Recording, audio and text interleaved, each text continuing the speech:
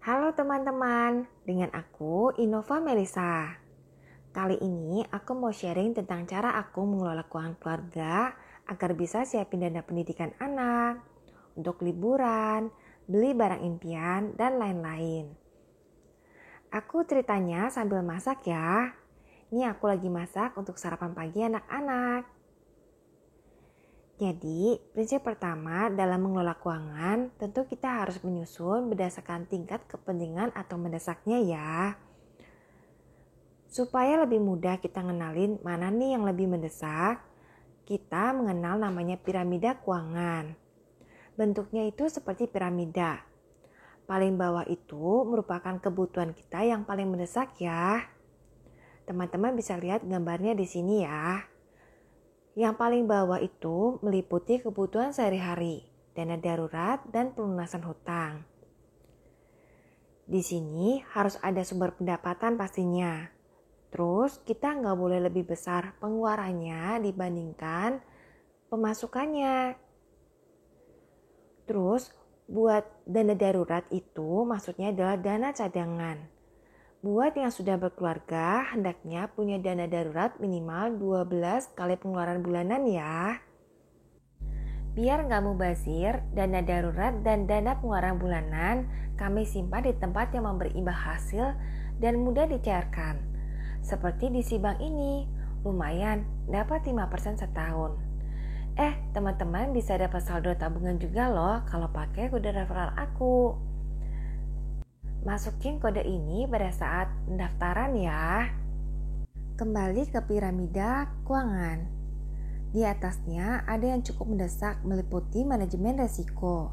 Misal resiko anggota keluarga sakit, pencarian nafkah tidak bisa bekerja lagi, dan lain-lain. Untuk kesehatan kita bisa pakai BPJS ataupun asuransi swasta. Ini aku tutupin karena YouTube itu peka soal data ya, jadi aku tutupin. Aku ikut BPJS dan juga ikut asuransi swasta. Karena memang asuransi swasta ini udah aku ikutin sejak awal menikah. Saat itu BPJS belum ada dan belum hits kayak sekarang. Ini oke juga asuransi aku ikutin, jadi dia pro sama gaya hidup sehat. Ya bener banget ya, gak cuma asuransi kesehatan yang penting. Menjaga kesehatan sendiri itu jauh lebih penting. Karena lebih baik mencegah kan daripada mengobatin. Buat kami, asuransi atau BPJS sangat penting. Dari pengalaman yang sudah kami lalui, puji Tuhan, alhamdulillah, thanks God, saat operasi payudara 8 tahun lalu, puluhan juta itu di cover loh oleh asuransi ini, asuransi swasta prudensial ya. Kemudian saat lahiran Sam, aku tuh mesti sesar dan Sam itu dirawat di NICU, habis puluhan juta juga dan di cover oleh BPJS. Nah, jadi benar-benar nolong banget, apalagi pas Sam lahir itu aku lagi kondisi bokek berat ya teman-teman. Oh ya, aku juga ikut asuransi jiwa. Suami juga ikut karena kami sama-sama pencari nafkah. Maksudnya adalah ketika kami ada apa-apa gitu, anak-anak masih ada cadangan, masih ada pegangan gitu. Di piramida keuangan yang level ketiga adalah untuk investasi ya. Investasi sebaiknya segera dimulai untuk mengembangkan aset kita. Di sini kita bisa mulai sedikit demi sedikit lewat reksadana, baik campuran atau reksadana saham ya. Aku pakai bibit. Teman-teman daftar dan pakai kode referral Innova Melisa, kode referral aku bisa dapat bonus juga loh. Di bibit kita juga bisa berinvestasi di surat utang negara ya. Selain itu, aku juga belajar investasi saham di Ajaib. Saham ini cocok banget untuk dapat untung lebih dibandingkan reksadana.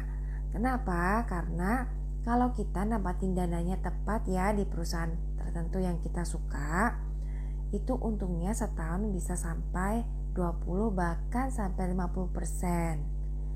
Kemarin tuh pas corona bisa setahun untung 50% teman-teman.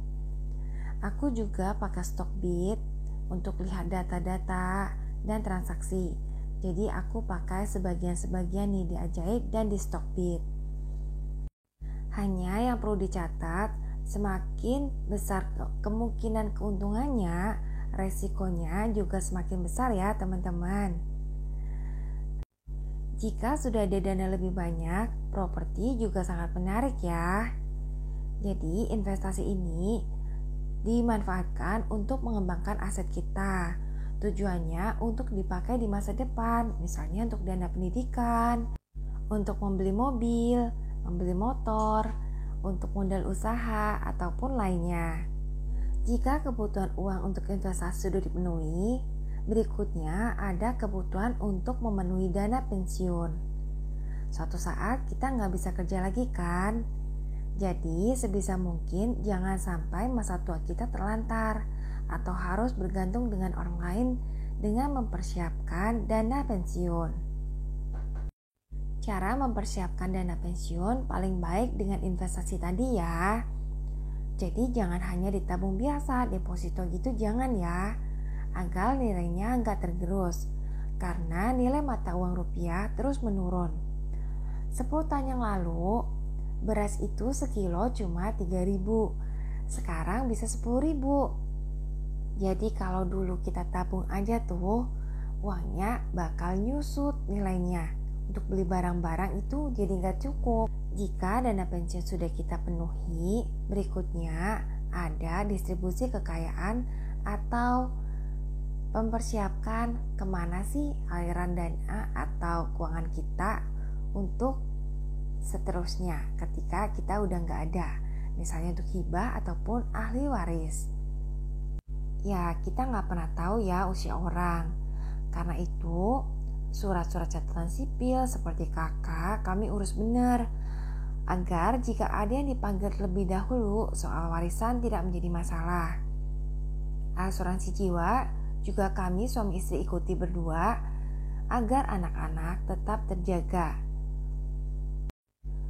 Susunan prioritas keuangan ini gak bisa dibalik-balik ya, harus urut. Jadi kita gak boleh investasi dulu kalau masih ada hutang atau belum punya dana darurat. Sebaiknya dana darurat dipenuhi dulu, baru nanti investasi ya. Tapi bagaimanapun ini adalah soal pengolahan uang aja ya. Masih banyak hal yang tidak kalah pentingnya demi kesejahteraan dan kenyamanan keluarga. Misalnya menjaga kesehatan, mendidik anak dengan baik, terutama menjaga hubungan baik kita dengan Sang Pencipta. Sebab semua yang kita miliki hanyalah titipannya ya. Oke teman-teman, sekian sharing aku. Semoga bermanfaat ya. Terima kasih sudah nonton. Sampai ketemu lagi. Dadah.